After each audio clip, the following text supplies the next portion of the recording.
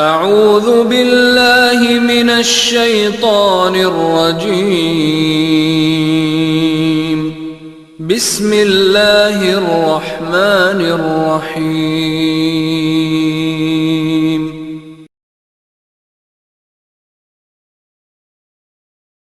رسولہ الکریم اما بعد فاعوذ باللہ من الشیطان الرجیم بسم اللہ الرحمن الرحیم وَتَوَلَّ عَنْهُمْ اور آپ اعراض کر لیجئے حتی حین ان سے ایک مدت تک۔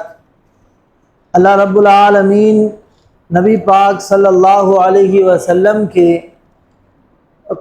بارے میں ان واقعات کا ذکر کر رہے تھے کہ قریش جو نبی علیہ السلام کو طرح طرح کے سوالات سے پریشان کرتے اور آپ علیہ السلام کی باتوں کو جھٹلا دیتے، اور کبھی اللہ کے لیے اولاد اور کبھی اللہ تعالیٰ کے لیے بیٹیوں کا جو ہے تذکرہ کرنے لگتے، تو اللہ رب العالمین نے سب کچھ سمجھانے کے بعد نبی پاک علیہ السلام کو اس بات کی تسلی دی جو پیچھے والی آیہ مبارکہ میں، کہ آپ ان کو ان کے حال پر چھوڑ دیں۔ یہ آپ ہی نہیں بلکہ آپ سے پہلے جتنے بھی انبیاء آئے ان سب کے ساتھ ان کا یہی طریقہ کار رہا۔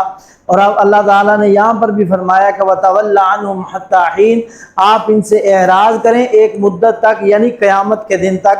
وَأَبْصِرْ اور آپ دیکھیں گے، فَسَوْفَ يُبْصِرُونَ کہ پھر ان قریب وہ بھی دیکھیں گے، یعنی قیامت کے دن آپ بھی دیکھیں گے ان کا انجام اور وہ خود بھی اپنا انجام دیکھیں گے۔ سبحان ربک رب العزت، پاک ہے آپ کا رب جو عزت کا مالک ہے، اما یصفون ان باتوں سے جو مشرک بیان کرتے ہیں۔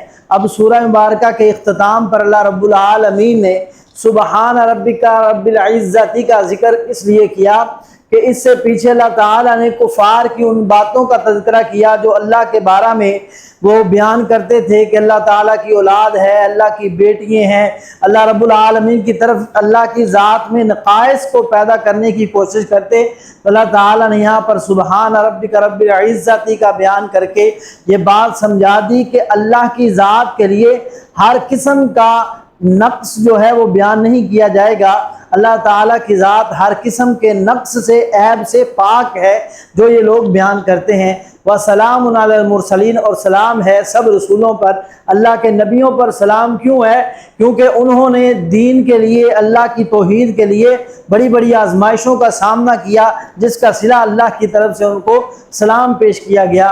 وَالْحَمْدُ لِلَّهِ رَبِّ الْعَالَمِينَ اور تمام تعریفیں اللہ رب العالمین ہی کے لیے ہے، یعنی اختتام سارا اللہ تعالیٰ کی حمد و ثنا ہی کے ساتھ ہے۔